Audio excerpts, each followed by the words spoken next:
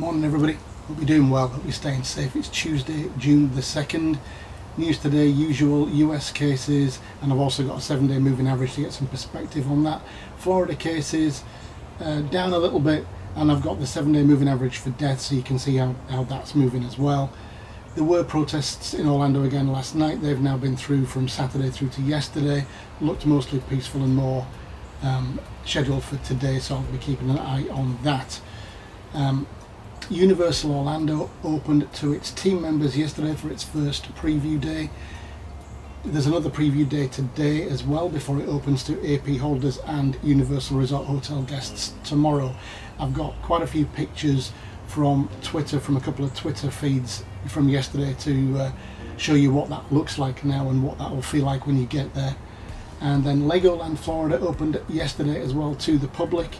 Remember that Legoland Florida isn't mandating masks, but is still doing a temperature check. Didn't get any pictures from that yesterday, but I do have all the social distancing issues that are going to be implemented in Legoland Florida. Their hotel opened yesterday. Pirate Island opened yesterday, was due to open in March, I believe, and opened yesterday for the first time. That's pretty much it for the news. I actually want to address a couple of things now from Facebook yesterday. It's almost like a Q&A session this now I'm turning it into. So Disney tickets and reservations for resorts are not available now. Please do not look at websites that are telling you that you can buy tickets for Disney now. You cannot. When I went down to Disney Springs on Saturday I think it was, and I've also called up Disney and spent ages on the phone with them. July the 11th is when they're going to put the tickets and reservations for hotels back on sale, not before. That's current news. Anything can change, but as of today it's July the 11th. Please be careful. I put something on Facebook yesterday about making sure that your travel insurance A, covered you for enough money, B, had provision for COVID-19 in there. If your travel insurance doesn't have like $1 million worth of coverage, please do something about that. Healthcare is ridiculously expensive over here. If you have to go into hospital and have to stay there for a while, you could be faced with a huge bill. So please be very careful with that. If your insurance doesn't have COVID-19 cover, then I don't know what to do. I hope that others, maybe your insurer doesn't, maybe others do, so maybe you could look at that. I know that some of them have stopped it since March, but do not come to the US, please, without insurance cover. You won't have a great time. You'll be stressing all the time just in case. Anybody could fall over, break an arm, anything. That's still going to cost you thousands. So again, please watch out for your insurance cover. I usually say at this point, if you're new to the channel, please subscribe, hit that notification bell, and you'll get this 6 days a week. Looks like I'm going to slow that down a bit now. It might not be 6 days a week anymore, but I still will be giving you news as it happens, or the day after it's happened, and I'll be bringing you right up to speed with what's going on in Orlando, maybe every other day, and it'll be ad hoc a little bit. Do me a favour, please. What I heard yesterday is that the YouTube algorithm likes and likes comments. So can we do a little experiment, please? Give this video a like, even if you don't normally give stuff likes, and I don't normally ask for them. I'm not a like beggar, but today please give the video a like and just drop it a little comment, whatever that comment might be. And I just want to see how the algorithm picks that up, and whether it shows the video to more people and whether I get more views today. That's the whole experiment today. So if you're going to participate, thank you very much, I appreciate it. Okay, let's get to the news. New cases in the US yesterday was 21,871. As you can see from the 7-day moving average, we've started to trend up slightly, but it won't take much for this to come down again. We had 667 new cases reported in Florida yesterday. The average number of deaths in Florida now is 30 per day, and it's been like that for the past week. Protests continued on Monday night in downtown Orlando as a result of the death of George Floyd. These seem to be largely peaceful, and I haven't heard of any vandalism or looting. There are more protests planned for today. Universal Orlando opened its parks to team members yesterday. These photographs from Megadeth 13 and Thrill Geek give you an idea of what to expect. Staggered social distancing in ride lines. The adults must be accompanied by a child rule on Pteranodon flyers has been scrapped. Changes to the capacity of Hulk and Kong.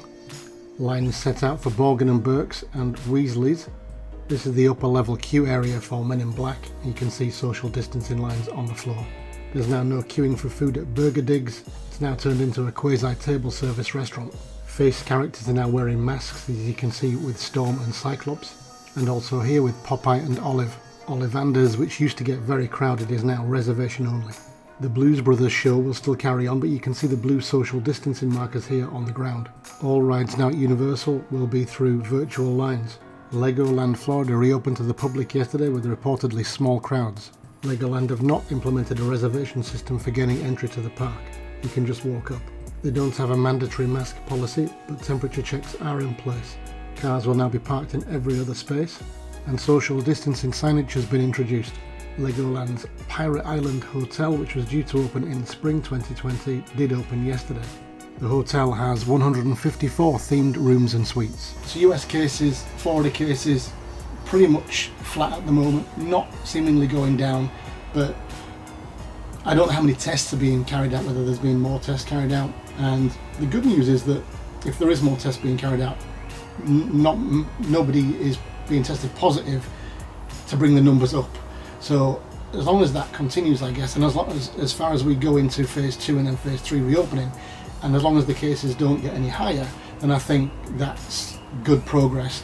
And then hopefully maybe there'll be herd immunity, maybe there won't, but hopefully the cases will go down in number to such an extent that we can maybe stop wearing masks and things can get back to a bit of normality, and maybe that social distancing 6 foot might become a little bit lower.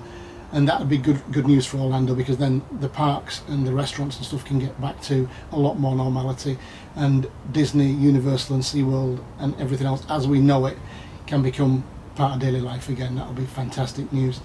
There are protests still ongoing in Orlando. I didn't see anything in the news last night that leads me to believe that there was any violence, any looting, any shop windows broken. It seems that the protests are peaceful, which is great, and long may that continue. Universal Orlando Parks opened yesterday to team members. They've got another review today. From those photographs, it didn't look like there was a heck of a lot of people in the parks yesterday.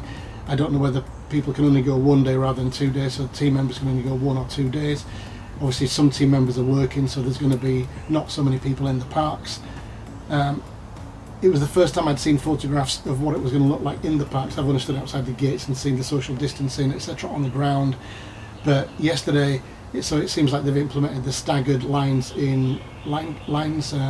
They've got virtual queuing systems everywhere. The restaurants now apparently are seating you and then serving you. It's all mobile ordering, I believe, on the apps, or maybe the Dino Dig isn't, and that's why they're sitting you down. Face characters with masks on, that looks a little bit weird, but I guess we'll get used to it. I hope for not too long. But yeah, I'm hoping that when the parks open tomorrow, the Universal Parks open tomorrow to AP holders and resort guests, that people abide by those rules, by the social distancing rules. Again, hopefully there's only going to be like 10,000 people in each park. The Hogwarts Express was running yesterday, so there is going to be this park-to-park transfer. I'm sure that'll work just fine with the clicking in and out. And if one park reaches capacity, they'll just keep people in the other park. But it all looks like it's going to work well, and that's the main thing. Maybe some more news on that tomorrow, maybe on Thursday with the opening to the public. Legoland opened to the public yesterday. I've never been to Legoland Florida. I've been to the one in England, but not in Florida.